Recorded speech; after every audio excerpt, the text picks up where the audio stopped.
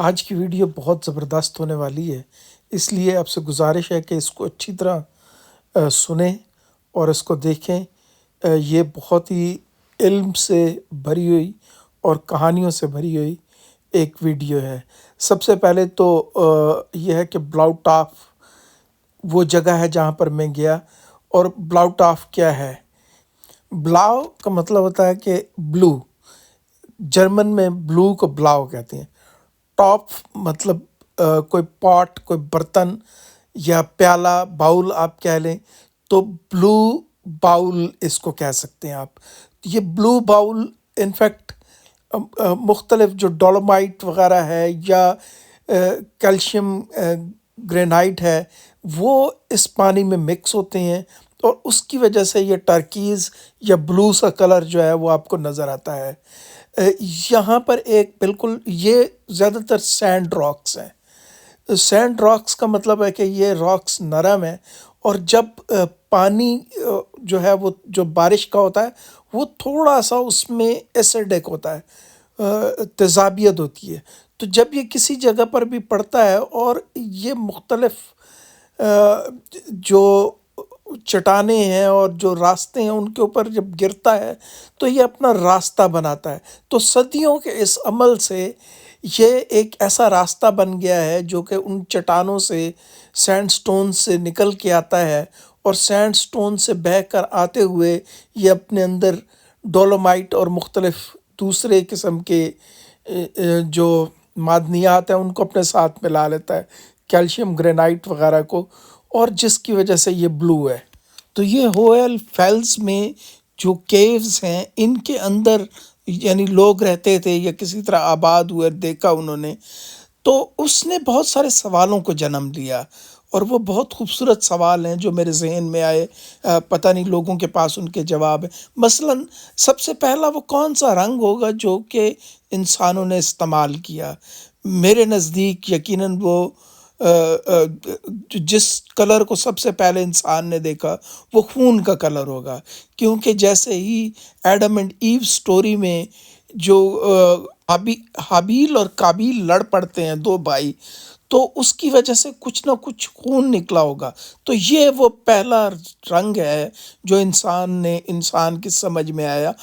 یقیناً اس نے آسمان پر دیکھا ہوگا، لیکن شاید اس سے اسے بلو کلر کا بھی پتہ ہوگا اور دوسرے کلرز کا بھی، لیکن یہ وہ پہلا کلر ہے جو کہ اس نے فزیکلی دیکھا۔ یلو کلر یہاں پر موسٹ کامن ہے، کیونکہ راک کا کلر یلو ہے، تو یہاں پر راکس کے کلر ملتے۔ مجھے یہاں پر یہ بھی احساس ہوا کہ انسان کی کمی، انسان اور مچھلی میں کیا فرق ہے؟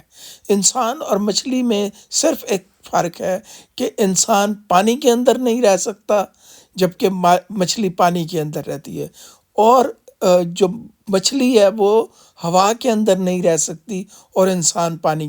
یہ دونوں ہی اپوزٹ جگہ پر رہتے ہیں، لیکن یہ دونوں ایک دوسرے کے ایریے میں نہیں رہ سکتے۔ لیکن اس کے ساتھ ساتھ ہم سے پرندے جو ہے وہ کتنے بہتر ہیں کہ وہ یا کتنے سپیریئر ہیں کہ وہ ایک وقت تو وہ ہوا میں ہوتا ہے، اور پھر وہ غوطہ لگاتا ہے اور وہ پانی میں چلا جاتا ہے۔ He can live in water as well as in air. تو پانی سے ہوا میں جانا اور سرفیس میں سفر کرنا، تو یہ بہت ساری اس کے پاس انڈیپینڈنس ہے۔ انسان کے پاس یہ انڈیپینڈنس نہیں تھی۔ انسان کی یہ انڈیپینڈنس نہ ہونا اور پرندوں کی انڈیپینڈنس ہونا، یہ پرندوں کو ممتاز کرتی ہے انسانوں اور جانوروں پر۔ جب ہم کہتے ہیں کہ لائن کنگ تھا، تو لائن کنگ پانی میں کے اندر تو نہیں جا سکتا، جبکہ جو ایگل ہے وہ ہوا میں بھی رہ سکتا ہے، خشکی میں بھی رہ سکتا ہے، اور پانی میں بھی جا سکتا ہے۔ سوال یہاں سے پر ختم نہیں ہوتے، یہاں سے اور سوال شروع ہو جاتے ہیں۔ سوال یہ ہے کہ وہ لوگ کون سے نغمے گنگناتے ہوں گے اور کون سے ساز بجاتے ہوں گے۔ تو اگر ہم یہ دیکھیں تو نغمہ تو انسانیت کا ایک ہی ہے کہ وہ اپنے وجود کے بارے میں جاننا، لیکن جو ساز ہیں وہ کون سے ہوں گے؟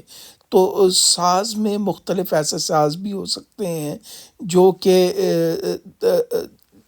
جو سوان سے بنا ہوا ہو، اس کی بون سے بنا ہوا ہو، یقیناً جو جتنے بھی بنے ہوں گے انسٹرومنٹ، وہ ونڈ کے ذریعے، ونڈ پائپ کے تھرو، یعنی فلوٹ ہوگی شاید، یا اس طرح کی کچھ چیزیں ہوں گی جو بنی ہوں گی.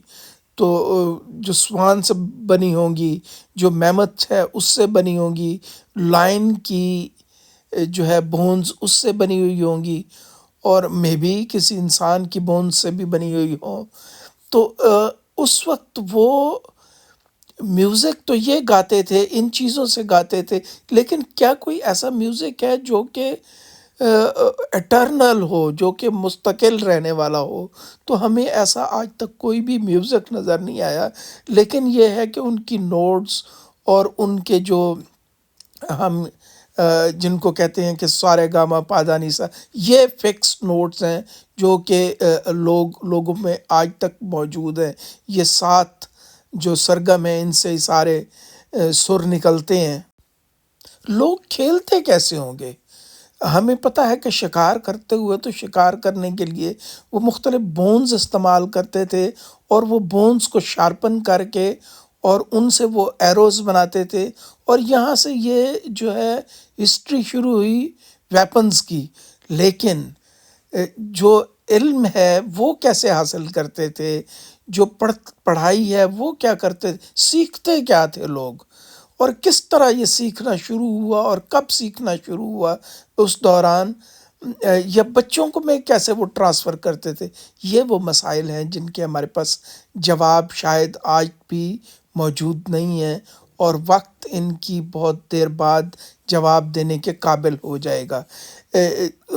وہ پہنتے کون سے کپڑے تھے؟ ان کے جو بدن پہ جو مختلف جو کیا اسے کہتے ہیں زیورات، وہ کون سے ہوتے تھے؟ ان دونوں میں ممتاز کون ہوتا تھا، عورت اور مرد میں؟ یہ ہمیشہ کا مسئلہ رہا ہے کہ عورت زیادہ خوبصورت لگتی ہے لباس کے اندر، بے لباسی کے اندر، یا مرد خوبصورت زیادہ لگتا ہے بے لباسی کے اندر. تو بہت سارے لوگوں کا یہ کلیم ہے کہ بے لباسی میں مرد زیادہ خوبصورت نظر آتا ہے.